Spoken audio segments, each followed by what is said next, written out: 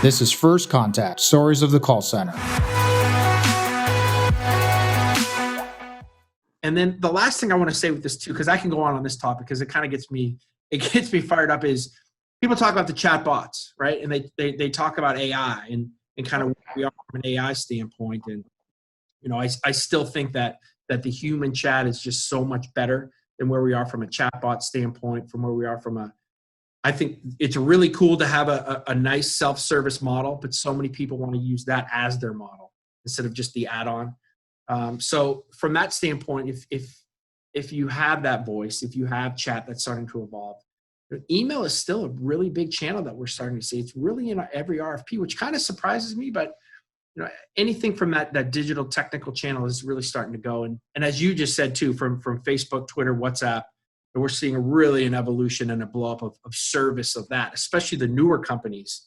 They're really coming on board, and that might be their only service channel. So yeah, it's a big change that's happening since, you know, in the last probably 10, 15 years. Yeah. And I mean, look, just me as a consumer, and especially through this pandemic, brands that I had great experiences with. I mean, it was like, yeah, every single time I call, every time I email, if I get a website, it's like that, and I'm good. And through this pandemic, someone went down the drain. I mean, there's horrible services where I'm just going, man, this experience is, you can't explain it other than a bad experience, right? Right. But there's other brands that I've interacted with that I never have, and ones that I did before and I still do today, where the experience was phenomenal. And I'm going, wow, these brands really stepped it up.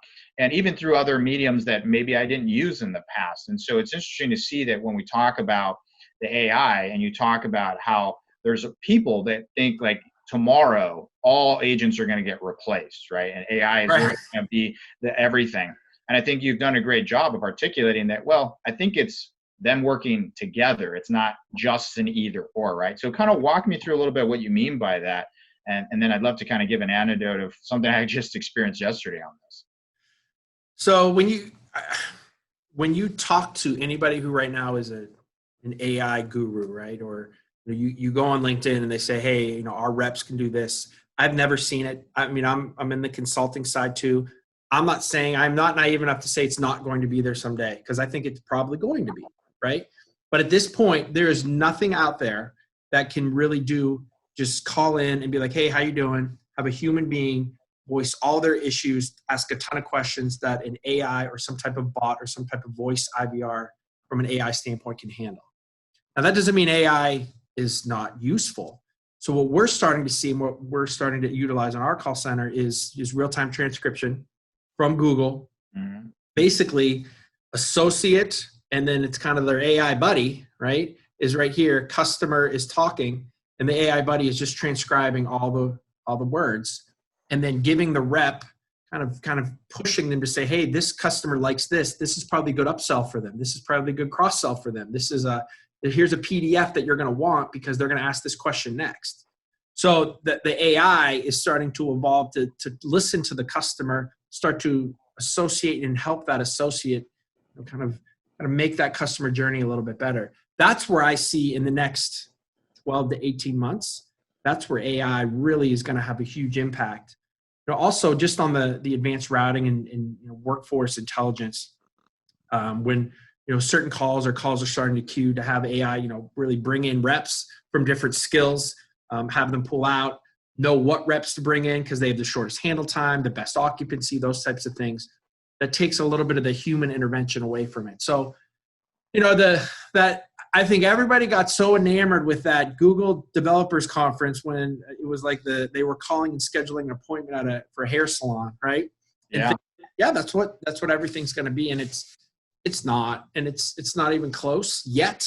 Again, I'm all in on AI. Like we are seeing what's next, but you know what from an ROI standpoint really makes sense for us, and what will really help the customer, and not kind of take us down this road of that's not really going to work yet. Yeah, I mean it's still very bleeding edge right now. It's right there where it exists. It's just not ready for prime time across the replacement of what people think it would do. But you know, to get to my experience yesterday, I was talking with a major brand or trying to get in touch with a major brand, and they made modifications where they've kind of hidden their phone number to be able to communicate with them, right? So the only thing I can do is send them an email or try to open a web chat. Well, through that web chat, there's this AI behind the scenes trying to communicate with me. It's trying to look up my information. It's trying to guess why I'm reaching out to them.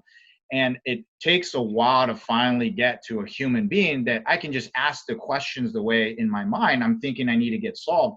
And then all of a sudden it gets solved. Now, obviously, that's a very basic way to explain why it didn't work for me in that scenario. But had my transaction needed something that was purely that black and white, then sure, yeah, it could have really worked. But in that instance, for me as a consumer, the friction that was causing me to have to hunt down a number, couldn't find a number, had to find an email. You knew it was going to take forever to get a response. You went through web chat, which wasn't super easy to find.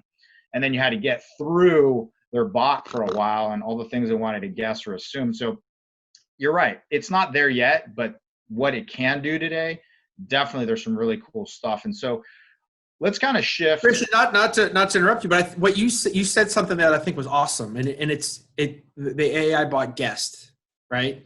So it didn't just say, hey, this is my issue, where a human being can just kind of take that.